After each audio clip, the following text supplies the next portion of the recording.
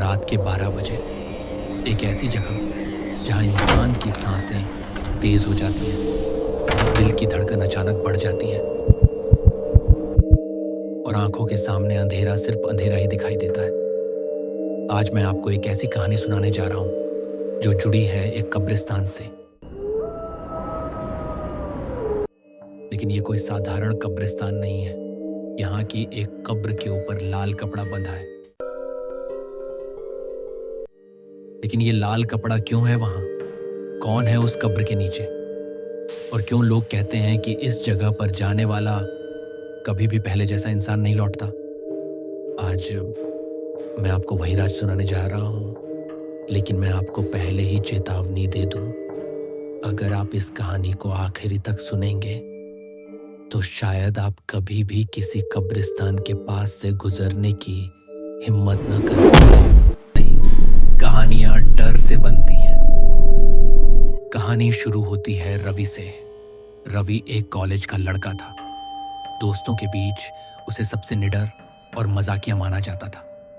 पढ़ाई में ज्यादा अच्छा नहीं था, लेकिन हर चैलेंज लेने के लिए हमेशा तैयार रहता था।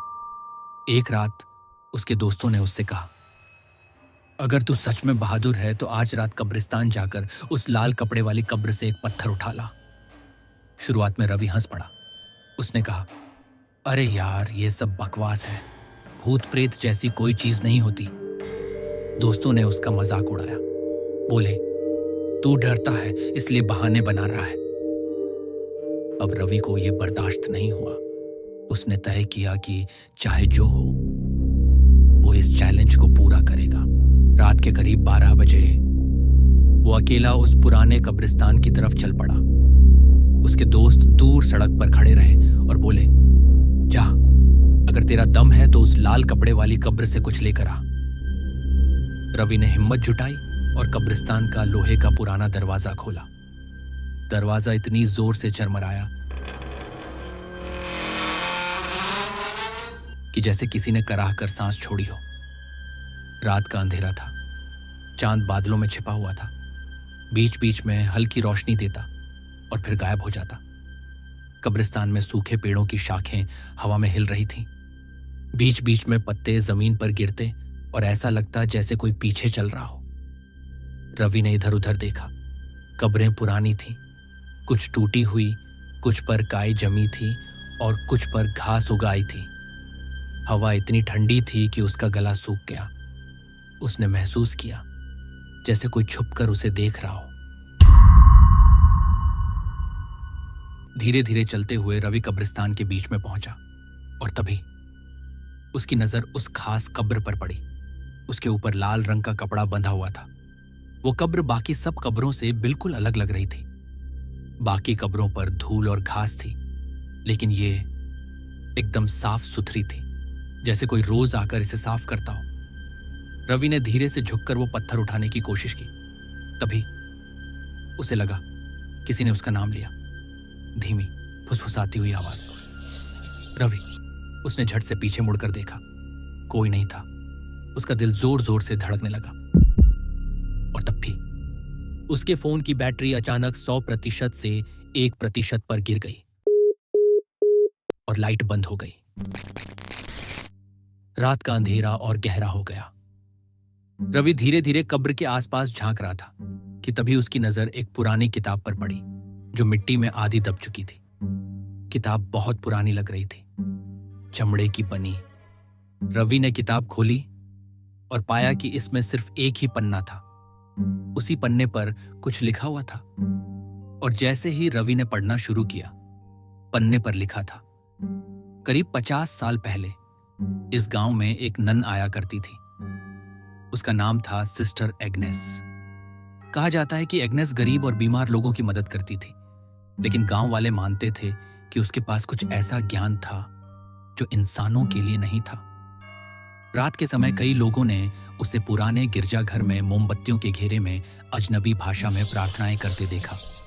कुछ कहते हैं कि वह आत्माओं को बुलाती थी, कुछ कहते हैं कि वह गांव वालों के बच्चों पर नजर रखती थी। धीरे धीरे गांव में अजीब घटनाएं होने लगी। बच्चों का अचानक बीमार पड़ जाना, औरतों का बेहोश होकर चीखना, या फिर आधी रात को पूरे घर का दरवाजा अपने आप खुल जाना। गांव वालों को यकीन हो गया कि ये सब सिस्टर एग्नेस की वजह से हो रहा है। एक रात पूरा गांव इकट्ठा हुआ और उन सब ने मिलकर उसे इसी कब्रिस्तान में घसीटा। लोगों ने कहा कि अगर आज इसे जिंदा छोड़ा गया तो पूरा गांव मर जाएगा। उसे जिंदा गाड़ दिया गया। उसके अंतिम शब्द अब भी गांव वालों के कानों में गूंजते हैं। तुम सब कभी चैन से नहीं सो पाओगे। उस दिन से उसकी कब्र पर यह लाल कपड़ा बांधा गया, क्योंकि कहा जाता है कि उस लाल कपड़े के बिना उसकी आत्मा तुरंत बाहर निकल आती है। लोग मानते हैं उसकी आखिरी चीख अब भी इसी कब्र में फंसी हुई है। लोगों ने उसके लिए लाल कपड़ा बांधा, शायद उसकी आत्मा की याद, शायद उसकी आखिरी चीख जो आज भी इस कब्र के पास फंसी हुई है। और किताब के नीचे चेतावनी लिखी थी, अगर तुम इसे पढ़ रहे हो तो सावधान रहो। जो भी इस कब्र के पास आता है और जो कोई इस लाल कपड़े को छुएगा, उसकी रूह हमेशा के लिए सिस्टर एग्नेस के साथ बंध जाएगी और फिर उसकी परछाई भी उसे छोड़कर नहीं जाएगी। रवि का दिल तेजी से धड़कने लगा, उसके हाथ कांपने लगे और तभी उसे महसूस हुआ कि अंधेरे में कुछ हलचल हो रही थी, जैसे कोई उसके पास खड़ा हो। उसने जल्दी जल्दी कदम बढ़ाए, लेकिन तभी उसने देखा लाल कपड़ा खुद ब खुद हवा में जोर जोर से लहराने लगा, जैसे किसी ने उसे पकड़कर हिला दिया हो। रवि ने भागना शुरू किया, लेकिन कुछ अजीब हुआ। उसके पैरों के नीचे जमीन मुलायम होने लगी, जैसे मिट्टी उसे खींच रही हो। उसकी सांसें तेज हो गई, आंखें फटी रह गई और फिर उसने देखा एक औरत का साया, सफेद साड़ी में, बिल्कुल सामने। उसके चेहरे पर आंखें नहीं थी, सिर्फ अंधेरा। और वो साया धीरे धीरे रवि की ओर बढ़ने लगा। रवि चीखते हुए भागा। दोस्तों ने उसे बाहर देखा तो वो बेहोश हो चुका था। अगले दिन जब उसने होश संभाला, उसके हाथ में एक पुरानी अंगूठी थी, अंगूठी जिसे उसने कभी उठाया ही नहीं था। उस दिन के बाद रवि की जिंदगी बदल गई। जब भी उसने आईने में देखा, पीछे वही सफेद साया खड़ा होता था।